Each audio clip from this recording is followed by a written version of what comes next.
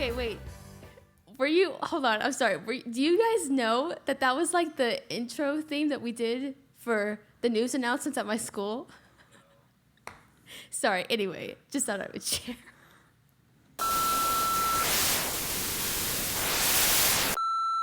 Hey guys, welcome back to another week of our new series called Atypical. This week, I am with Carter Wade. Howdy. What's up? So last week, we kind of talked about how not so typical families are often used by God. This week, for week 2 in our series about atypical families, we will be talking about some not normal families in the Bible and our own not so normal families too. And since we're talking about families, Carter, what's going on with you and yours? Nothing much right now. Quarantine's kind of been holding us back from what we usually do. Right now we're usually in the middle of a baseball season with Brody playing select baseball. But with that being put on pause, we've kind of taken this time to step back and spend time as a family. And we've been making meals together, hanging out, playing some board games, stuff like that. We've started going out and serving on Tuesdays, doing a thing we call Blessing Tuesday, and just going and giving people like a little treat to say, hey, we're still thinking of you. That's just a little something that we're doing. I mean, what are you doing with your family? Because, my family is crazy in this quarantine. Yeah, honestly, things are kind of still on pause right now. We've actually had time to eat dinner as a family. Normally Jillian and I are at the dance studio at night, but now we're like, not really. So we actually have time to eat as a family, which is nice. My dad's car broke down, so we're buying a new car. That's fun. He's using mine right now. It's kind of funny. He's driving Remy, If you know, you know. She has sunflowers in there, so it's funny. Anyway, so yeah. Hey. Nothing else, really. It is what it is. You adapt.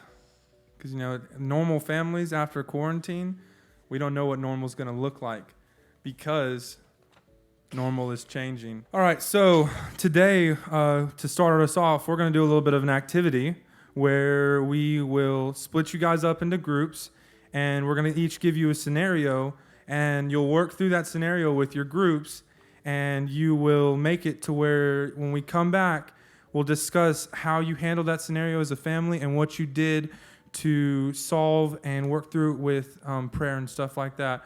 So we're going to split you up into 3 groups. Breakout room 1 and 2, you're going to be scenario 1. Breakout room 3, 4, you're going to be scenario 2. And breakout room 5, 6, you're going to be scenario 3. And we're going to give you guys about 5 minutes to discuss what you would do, and then we'll come back and have a quick 2-minute discussion, and then we'll carry on with our lesson. Go forth and conquer.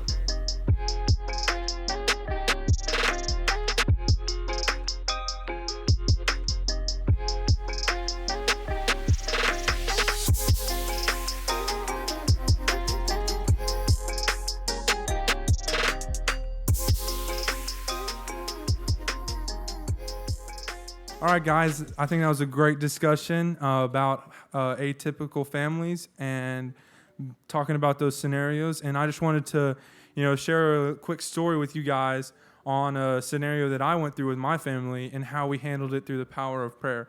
So a couple of years ago, we found out that my aunt on my mom's side was diagnosed with breast cancer, and it hit our family pretty hard, and we didn't know how to handle it.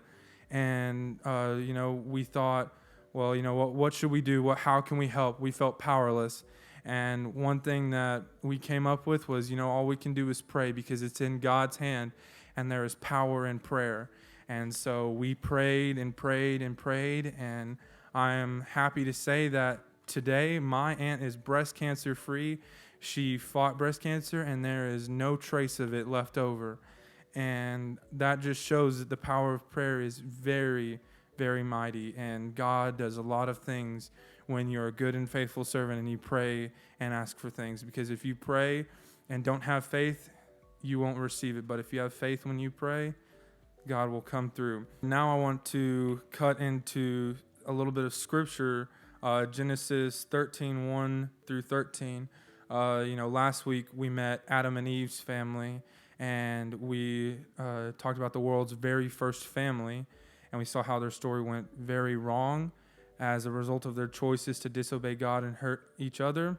But because of God's grace, we saw that God used their family to do some amazing things and to one day bring Jesus into this world. And today, I wanted to introduce a different family.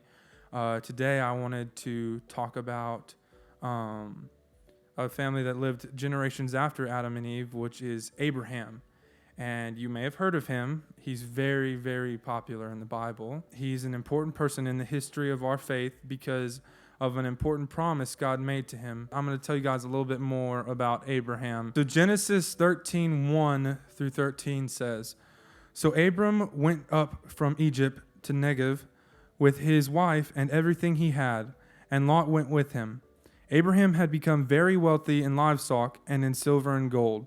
From the Negev, he went from place to place until he came to Bethel, to the place between Bethel and Ai, where his tent had been earlier, and where he had first built an altar. There Abraham called on the name of the Lord. Now Lot, who was moving about with Abraham, also had flocks and herds and tents. But the Lord could not support them while they stayed together, for their possessions were so great that they were not able to stay together. And quarreling arose between Abraham's herders and Lot's. The Canaanites and Perizzites were also living in the land at the time. So Abraham said to Lot, 'Let's not have any quarreling between you and me, or between your herders and mine, for we are close relatives. Is not the whole land before you?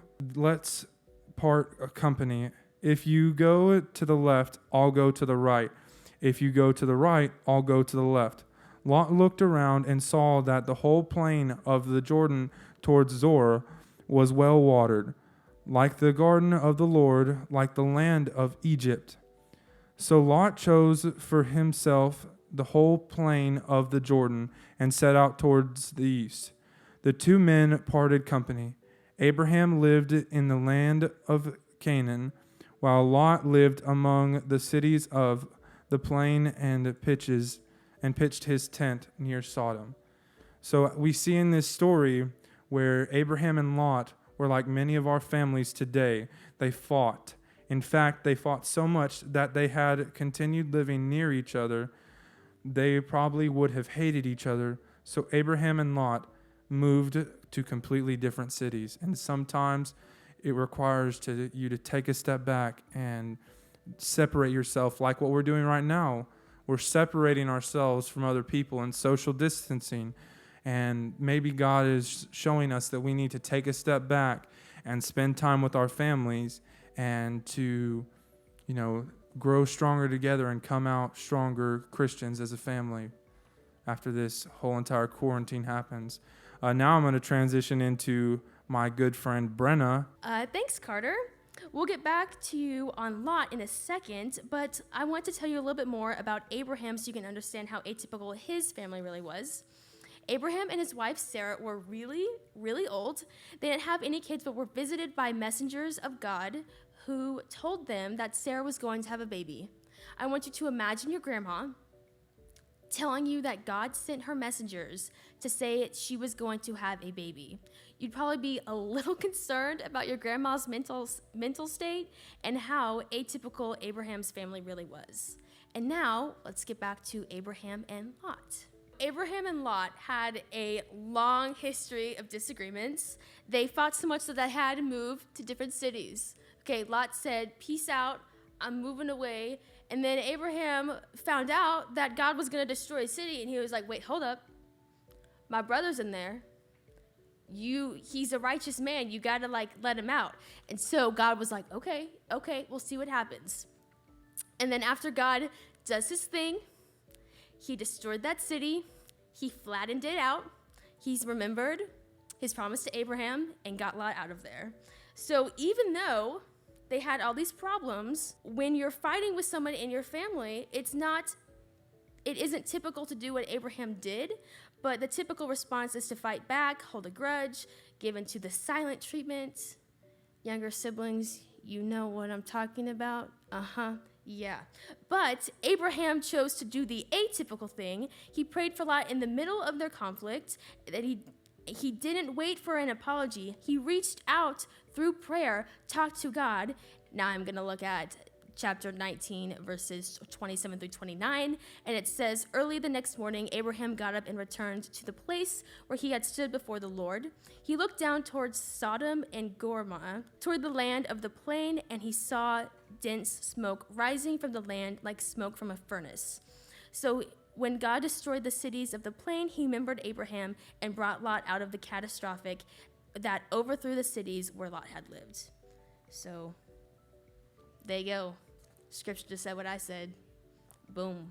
Alrighty. I think that was a good story to hear about Lot and Abraham, and how even after everything, Abraham still loves his family. And, what we noticed is in those stories, Abraham saw that prayer can change your family. It can change the way that you see things. And I certainly saw how prayer changed stuff with my family. And, there are several different ways that we can pray. You can be thanking God in your prayers. You can be asking God in your prayers. You can just basically, even shouting at God is a good prayer, because God will always listen to everything that you say. And like I said in my earlier segment, when you pray and ask for something from God, you have to have faith that God will do it, because if you don't have faith, then God won't do it. And you can find that in James 1, because I read that yesterday, actually, which is kind of crazy. James 1, go look it up. Yeah, just if you want an extra good read, you can read the book of James. It's very good on helping you pray and just, through doubts, working that out.